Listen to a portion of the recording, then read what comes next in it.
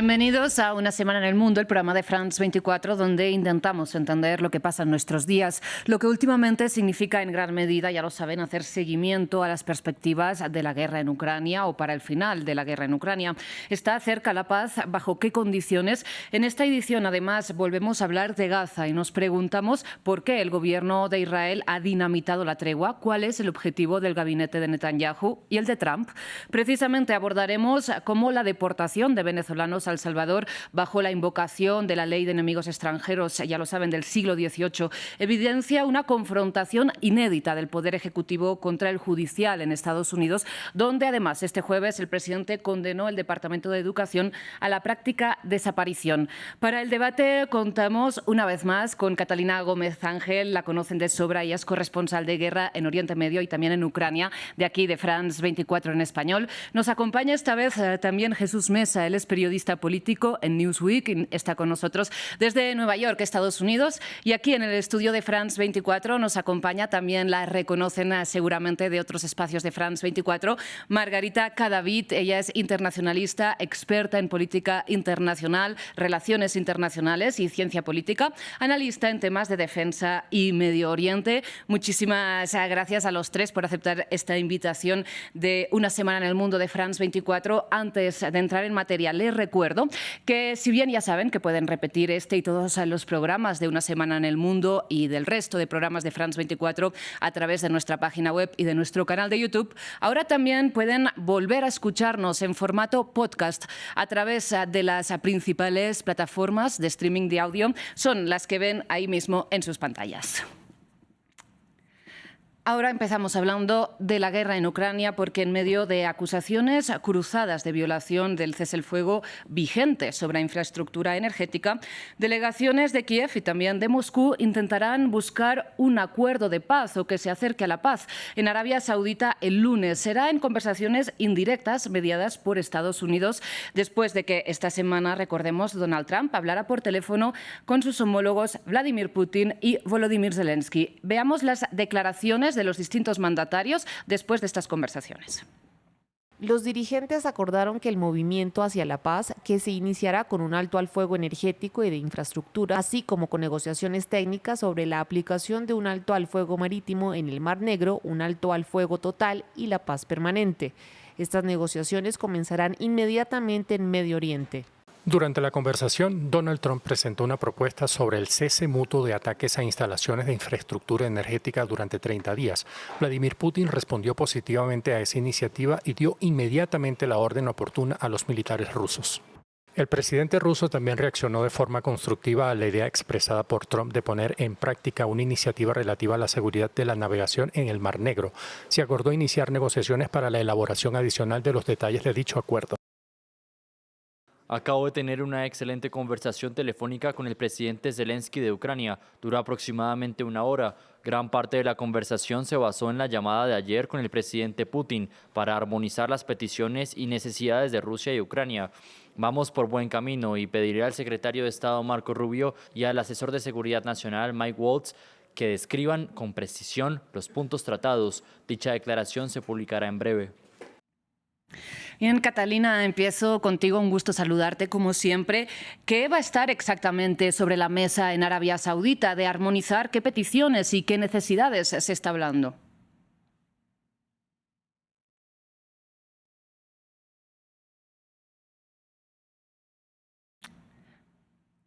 Creo que tenemos ahora mismo un pequeño problema de conexión con Catalina. Le traslado la pregunta, Margarita. ¿Qué podemos esperar de estas negociaciones, eso sí, indirectas en Arabia Saudita? Bueno, pues básicamente lo que estamos viendo es que Putin está tratando de mostrar un lado donde está de acuerdo y aproximándose, digámoslo así, a la política de Trump, pero realmente uno podría tomar esto también, como se dice en resolución de conflictos y en negociación, que está ganando tiempo para sacar a los ucranianos que quedan en el Kursk. Es decir, se está hablando de un cese al fuego, de una tregua y un cese al fuego, pero realmente por lo que uno ve que está sucediendo en este momento, no hay una verdadera intención por parte de Rusia de llegar a ese cese al fuego. Y por el otro lado pues está Ucrania, que Ucrania lo que ha hecho es básicamente bajo esa política de máxima presión y un poco como lo han mencionado algunos autores, un chantaje que ejerció Estados Unidos sobre Ucrania, pues Ucrania al final termina cediendo ante esto. Yo creo que está puesto sobre la mesa, es muy probable que eso se discuta, el reconocimiento por parte de los Estados Unidos de Crimea como un territorio ruso. Y eso sentaría un precedente muy fuerte en materia internacional al, digamos, avalar la anexión territorial por la fuerza por parte de Rusia de este territorio. Entonces, ese es como, digamos, el escenario que puede uno prever, pero es difícil saber qué más vayan a tener sobre la agenda. Entonces, creo que está el cese al fuego, creo que está esa negociación con los puntos que ya Putin ha, digamos, mencionado, pero estas negociaciones indirectas, que es como esta política de la lanzadera que utiliza Donald Trump, que es negociar de manera bilateral para tratar de sacar el mejor provecho en un conflicto, es difícil que funcione porque hay que sentar a las partes para que ellas sean las que directamente se comuniquen. Hablando de las partes, volvemos a tener conexión con Catalina. No sé si, Catalina, has podido escuchar más o menos lo que planteaba Margarita, pero entre otras cuestiones señalaba que la idea del presidente ruso sería ganar tiempo para expulsar a los ucranianos de Kursk, que estaría sobre la mesa un eventual también reconocimiento estadounidense de Crimea como territorio ruso. No sé cómo se ve desde Ucrania estas conversaciones indirectas de paz en Arabia Saudita. ¿Qué se puede esperar?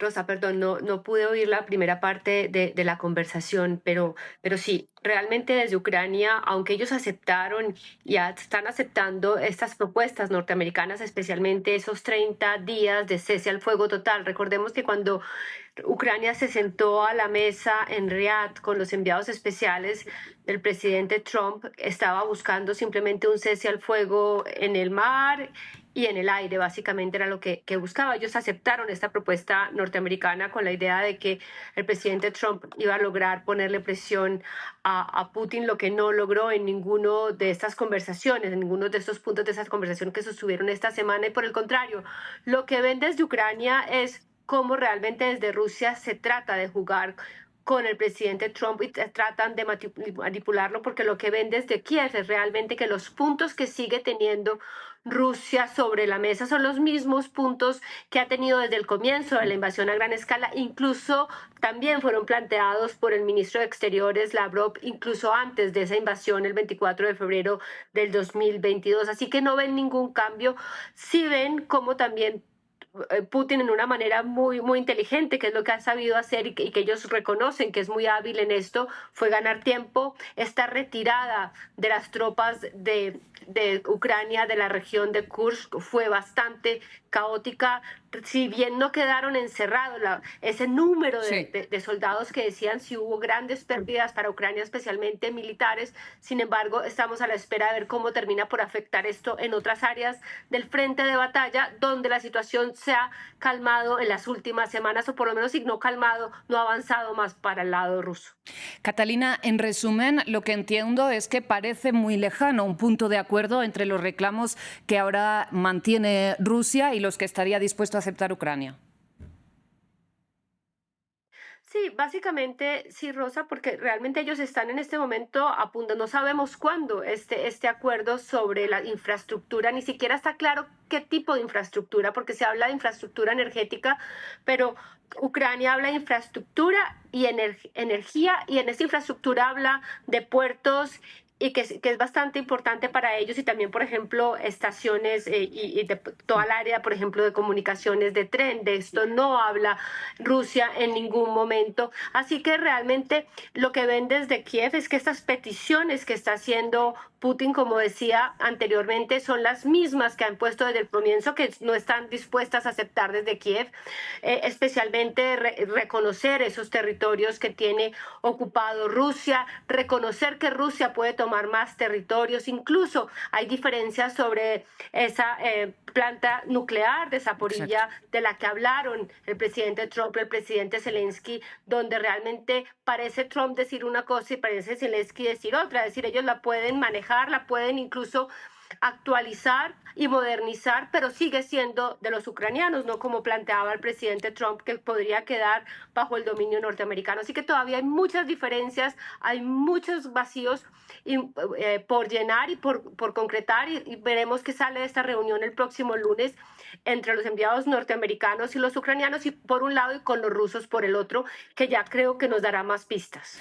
Precisamente lo que comenta Jesús, le traslado lo que está comentando Catalina, y es esta nueva demanda de Estados Unidos, del presidente Donald Trump, de controlar las centrales nucleares ucranianas a cambio de protección, ¿no?, al territorio ucraniano. Esto mientras el acuerdo de la explotación de minerales sigue sin firmar, un poco en stand-by. ¿Cómo se percibe desde Estados Unidos estos nuevos planteamientos, estos giros de guión por parte de la postura de la Casa Blanca respecto a la guerra en Ucrania? Bueno, yo creo que algo que sorprendió a todo el mundo en Estados Unidos fue la rueda de prensa del presidente Zelensky con Trump, algo que el presidente Trump creía que tenía controlado. De cierta manera, él ya había bajado el tono confrontacional frente a Zelensky, incluso dándole pues un mensaje como muy positivo sobre su vestimenta, que fue un tema de discusión, digamos, ese día. Y la rueda de prensa lo cambió todo, digamos que de cierta manera convirtió el tema Ucrania en algo que Trump tenía controlado, en algo que pareciera que no lo tenía. Y ahora la discusión en torno a lo que pueda pedir Trump o lo que ha pedido Zelensky o lo que se está pidiendo Putin, lo que pudimos ver, por ejemplo, después de la llamada entre Putin y Trump esta semana, fue evidente que en el lado ruso, por ejemplo, Kiev no hace parte de la mesa y queda muy debilitada Ucrania con los últimos acontecimientos de lo que hemos visto, incluso desde antes de la rueda de prensa, pero creo que la rueda de prensa es un punto de inflexión vital que explica de cierta manera cómo Ucrania pues queda ahora aún más a la merced de lo que Estados Unidos pueda o no hacer, y queda esperar hasta qué punto Trump va a seguir pues coqueteando con los requerimientos de Rusia.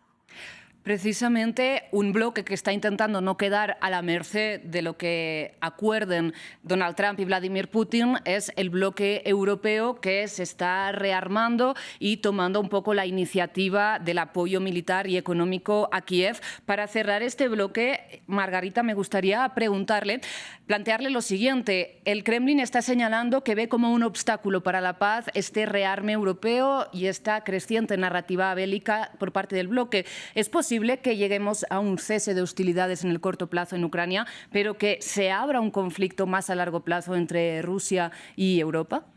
Yo creo que básicamente estoy de acuerdo con lo que decía Catalina. Lo que está sucediendo ahora es que es probable que busquen un cese al fuego, pero una paz definitiva no está puesta sobre la mesa en este momento, especialmente porque no es la intención de Putin. Creo que Putin lo que está buscando es ganar tiempo y obtener el mayor beneficio posible. Ahora, uno de los temores que se abre es este que estás diciendo. Evidentemente, con todo lo que está pasando y con la postura de Trump, una de las cosas que queda en evidencia y que se puso sobre la mesa es la independencia estratégica que necesita Europa. Es decir, Europa ya no puede fiarse, digámoslo así, de su aliado estratégico y de siempre, que era la OTAN.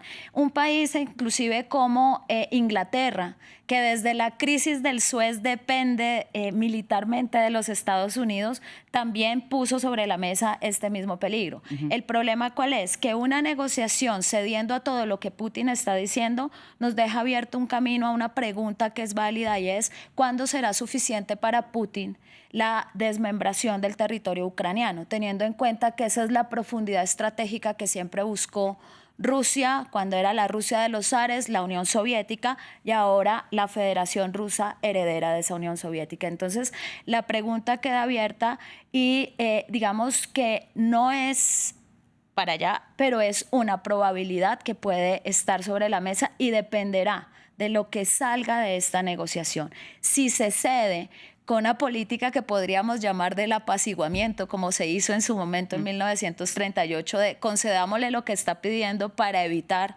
más confrontación y más guerra, ¿cuándo será suficiente? Esa es una pregunta que se hace Europa, y algo que siempre he mencionado cuando hablo de este tema es, esto deja sobre la mesa una cosa que siempre estuvo ahí, y es la paz en Europa no es posible si Rusia no está incluida en los procesos de integración europeos. Y eso es lo que quedó evidenciado ahora. Pues hay posturas muy diversas en Europa en estos momentos dentro del propio bloque de la Unión Europea.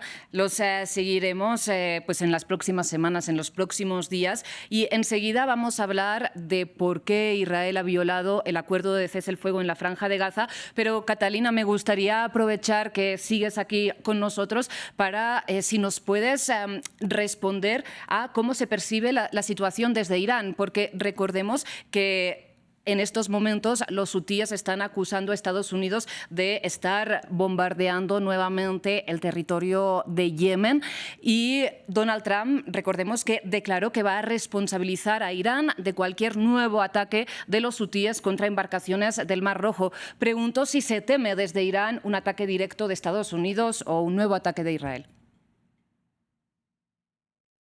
Hay una tensión clarísima, Rosa, si realmente no lo hablen explícitamente desde el gobierno como tal. Ha sido interesante porque estamos en el fin de año persa, es el Nowruz aquí, que generalmente, históricamente el líder supremo de la revolución habla a la población tanto en el momento en el que cambia el año, que no es como el nuestro, que cambia a las 12 de la noche, sino que cambia realmente cuando el calendario solar empieza y da un nuevo giro. Habló en ese momento y volvió a hablar al día siguiente, y básicamente el líder supremo dice que los hutis realmente no siguen órdenes de Irán, que Irán no tiene por qué tener satélites, básicamente es lo que dice, que ellos siguen sus propias determinaciones, lo que bien sabemos muy bien que hace parte del eje de la resistencia, al cual realmente tanto ha luchado y tanto ha luchado por construir Irán, y que también toda esa tecnología que maneja, especialmente en los drones y en los misiles, ha sido en parte cooperada y dada por Irán. Sin embargo, desde aquí han tratado, como decía, de desmarcarse a la espera de esos 2 meses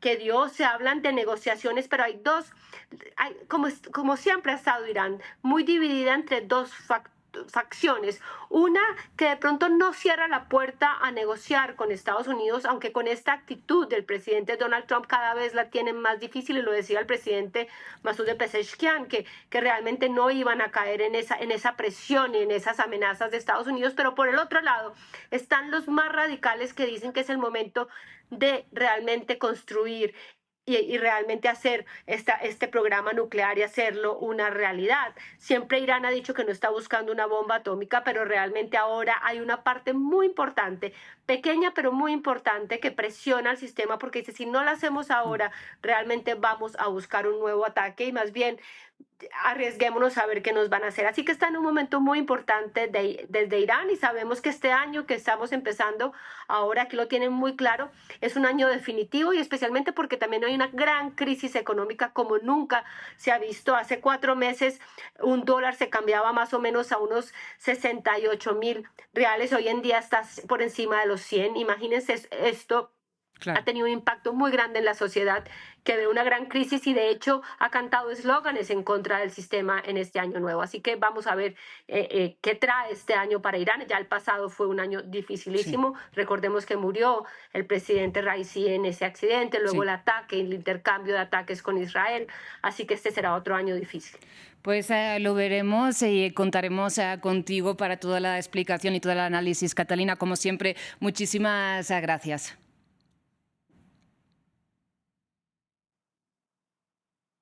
Despedimos ahora a Catalina porque se nos une Ezequiel Coppel a la conversación para hablar de la Franja de Gaza. Como decíamos, el gobierno israelí decidió acabar con la tregua que seguía vigente con Hamás, si bien estaba en suspenso desde que había expirado esa fase 1 y no había entrado en vigor la fase 2, que recordemos implicaba, entre otras cuestiones, la retirada de las tropas israelíes del enclave palestino. Desde que se rompió esta tregua, o desde que Israel decidió romperla, las tropas israelíes, el ejército israelí más bien, ha matado a 600 personas en el enclave. De ellas, 200 serían menores de edad, según señala UNICEF.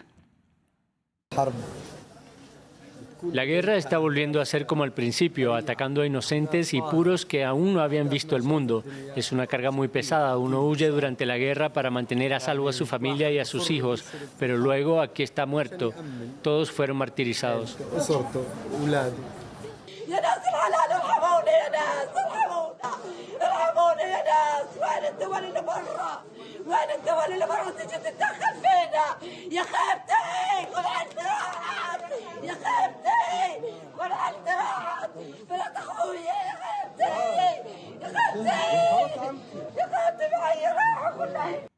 Ahora sí, le saludo a Ezequiel Copiel, analista, experto en Medio Oriente y autor de los libros La disputa por el control de Medio Oriente y Medio Oriente, lugar común. Muchísimas gracias por acompañarnos en una semana en el mundo. Le pregunto a su parecer por qué Israel ha roto esta tregua en Gaza. Me parece que el primer ministro Netanyahu de alguna manera midió los pros o los contras de mantener la tregua y me parece que lo que pensó que de alguna manera es apostar a continuar la guerra para de alguna manera mantener su poder. Yo creo que al principio de la guerra Netanyahu hizo una apuesta que fue: si yo puedo continuar la guerra por determinado tiempo, la gente puede olvidar los problemas legales que están en mi contra, incluso puedo de alguna manera unir a la sociedad israelí bajo el esfuerzo guerrero. Me parece que esa idea terminó de alguna manera triunfando y me parece que Netanyahu está apostando lo mismo, está apostando a unir a todos los israelíes bajo el esfuerzo guerrero, que de alguna manera se olviden sus problemas legales, de que pueda volver a unir a su gobierno de derecha, que recordemos que el nuevo ministro de Seguridad, Itamar Ben-Gvir, había abandonado el gobierno cuando Israel hizo la primera parte del acuerdo. Y a la vez lo más importante, no se ve de ninguna manera obligado a abandonar la Franja de Gaza. Precisamente, si nos centramos en los motivos personales que podría tener Benjamin Netanyahu, tal y como señala Ezequiel, esta continuidad de su gobierno con el retorno de la fuerza de Itamar Ben-Gvir, la eventual aprobación de los presupuestos, el hecho de poder esquivar un tiempo más estas causas judiciales. Jesús, le pregunto, ¿sí va a seguir Israel con una guerra que, según las fuentes palestinas, ha causado la muerte de más de 48.000 personas por el interés personal de una persona, de Benjamin Netanyahu en este caso? Bueno, yo creo que más que el interés general de una persona es el interés general de un sector político de Israel.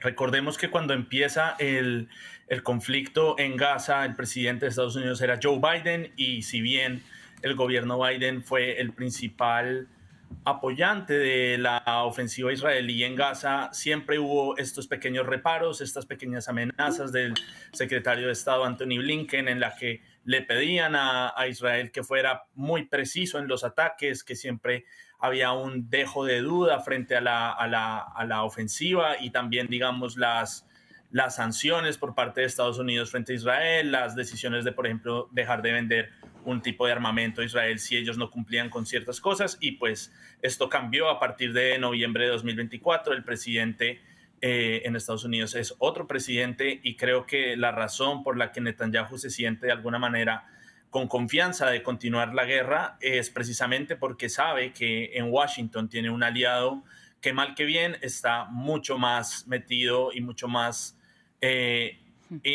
por así decirlo, como convencido de que la salida de Netanyahu de ir completamente en contra de Hamás al final es, así cueste lo que cueste. Creo que es la razón por la que Netanyahu hoy se siente envalentonado de hacerlo.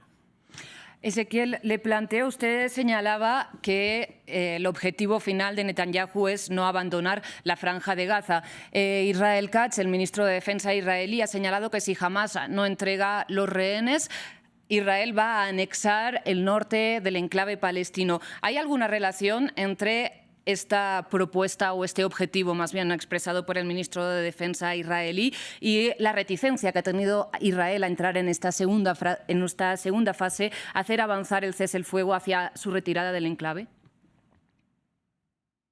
Bueno, yo creo que lo que está diciendo el ministro de Defensa israelí de alguna manera es que la guerra es por mucho más que la vuelta de los rehenes israelíes a su país, de alguna manera. Yo veo un escenario incluso más complicado. Yo creo que Israel está buscando reanudar la ocupación que tenía sobre Gaza a los niveles previos a los acuerdos de Oslo.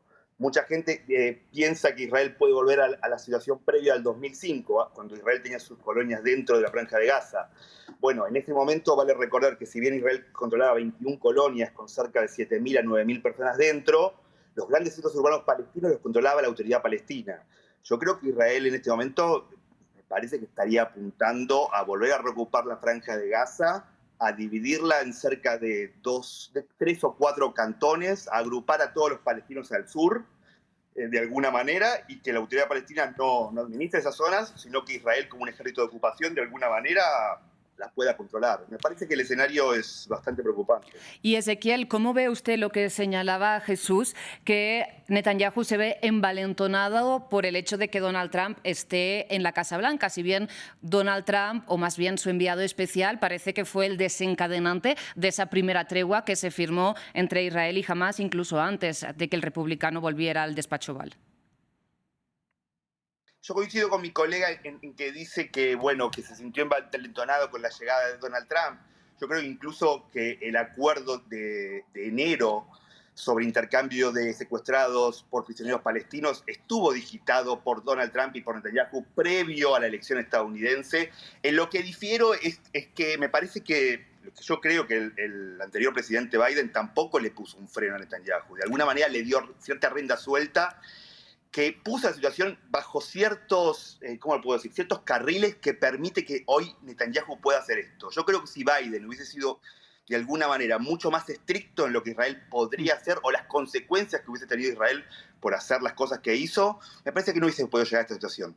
Margarita, y para cerrar este bloque, Hamás en estos momentos está estudiando, dicen, el plan impulsado por Estados Unidos de devolver los rehenes a cambio de alargar la tregua. ¿Qué está sopesando Hamás en estos momentos? Bueno, básicamente, digamos que eso ni siquiera tendría que estar sobre la mesa por una razón. En las fases de 3 tiempos que se marcaron y que se dijeron en un principio, una de las cosas que se había dicho es, si siguen sentados en la mesa negociando, el cese al fuego se pospone.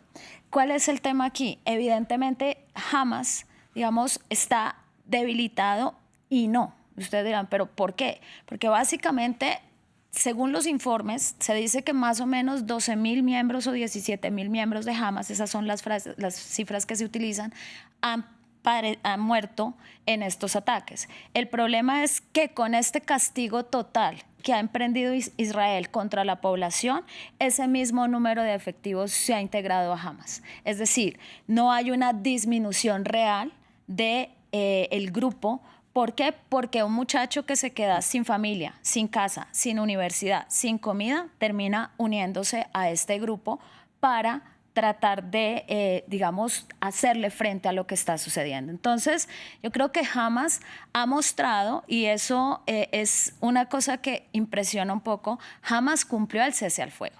Hamás, el que rompe esto de manera unilateral y sin ninguna excusa, porque han querido decir que es porque no se devolvieron los rehenes, han querido decir una cantidad de cosas, pero realmente Israel rompe esto. Yo uniría los 2 argumentos que han dado mis colegas.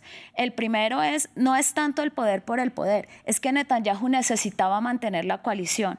Y muchos de sus ministros, en especial el de Finanzas, fue claro en decir, si no se reanuda la guerra después de la primera fase, renuncio. Eso rompería la coalición que tiene Netanyahu y rompe la mayoría parlamentaria que él tiene para gobernar. El segundo punto es, ya salieron tiene un informe y tiene un juicio por corrupción al que tenía que presentarse, de hecho, el martes, y por razones de seguridad, como se reactivó esto, no se ha presentado y tiene que responder por la falla de seguridad de los ataques del 7 de octubre. porque ya el informe dijo que evidentemente hubo una falla de seguridad. Entonces Netanyahu depende de que la guerra siga y lo que quiere hacer ahora es hacer los desplazamientos que decían mis compañeros para poner la zona del norte como una especie de colchón entre la parte sur y Hamas e Israel, pero eso implica una ocupación militar. Y yo no estaría tan segura de que solamente quiera el norte, sino también el sur. Y en ese orden de ideas, yo creo que Hamas lo que está tratando de hacer es tratando de mostrar una voluntad de negociación para tratar de contener de alguna manera el castigo total que está llevando a cabo Israel y la situación humanitaria, porque hay que recordar que no ha dejado entrar desde hace 20 días comida ni nada a la población de Gaza.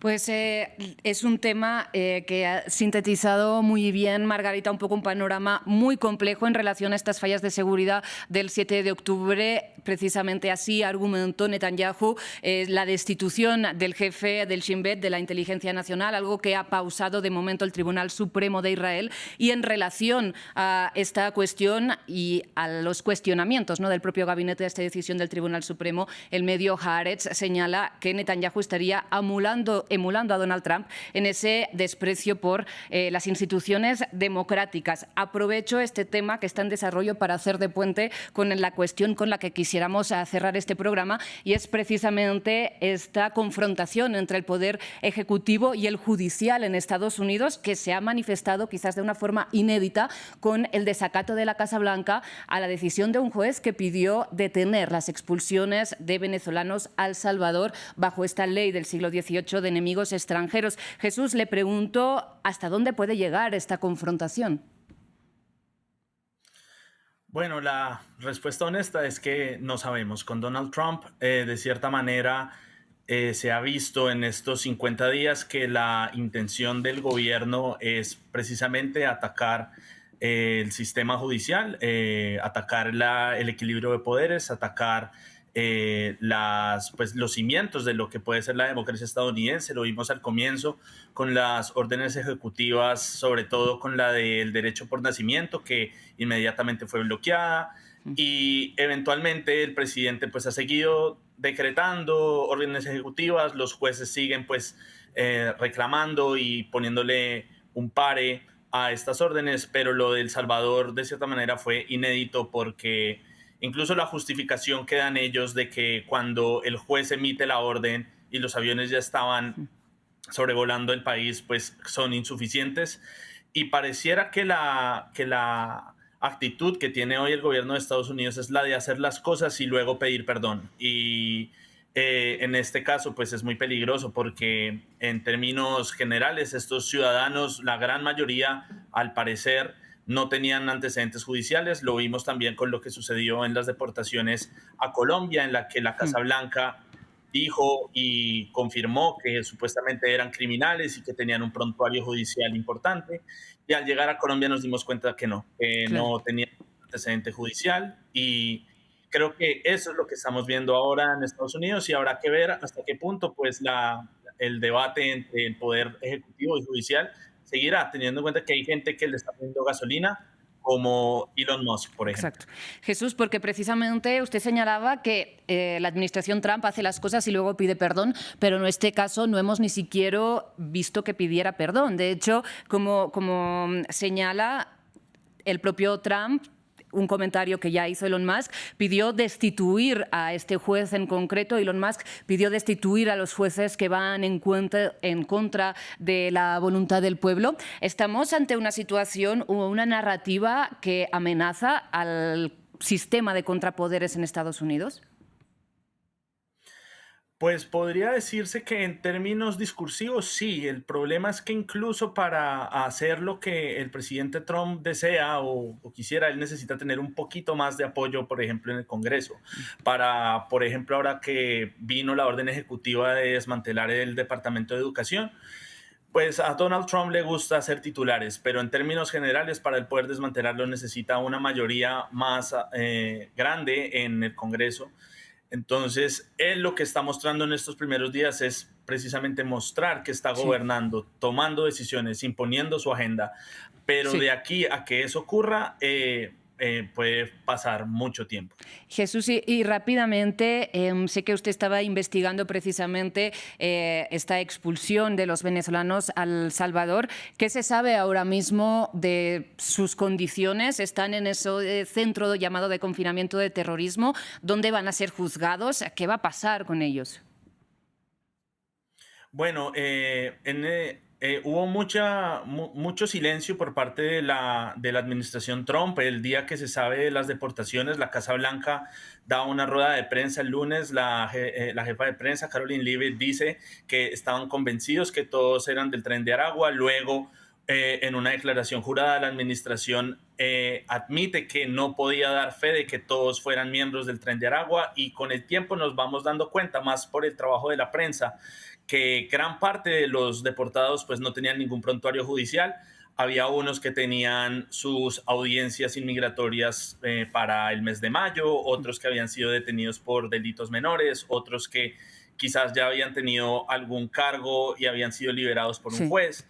Entonces, a día de hoy no hay mucha claridad, porque el tema es que además El Salvador y Venezuela no tienen acuerdo de extradición. Entonces, si se quisiera uno pensar en que, bueno, ¿cómo vamos a hacer para que estos venezolanos que están en El Salvador lleguen a Venezuela? Pues tendrían que sentarse Nayib Bukele y Nicolás Maduro, y creo que a ambos les conviene lo que está sucediendo hoy.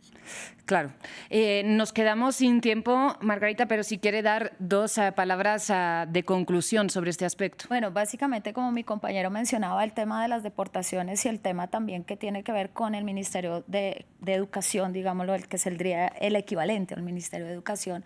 Hay que decir un poco lo que tú estamos en un modelo presidencialista.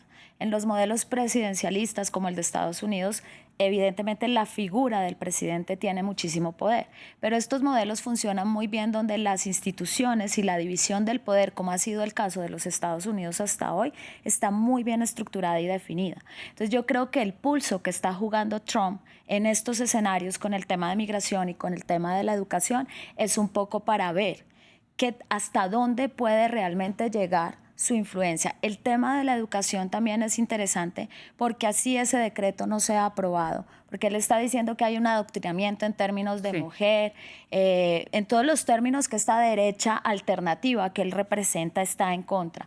Pero de todas maneras, así se bloquee, por ejemplo, él puede quitar recursos del presupuesto para bloquearlos. Entonces, yo creo que lo que estamos viendo en esta primera fase es a un Trump jugando a ver hasta dónde puede y hasta dónde no puede llegar con los temas que fueron los temas bases de su campaña política.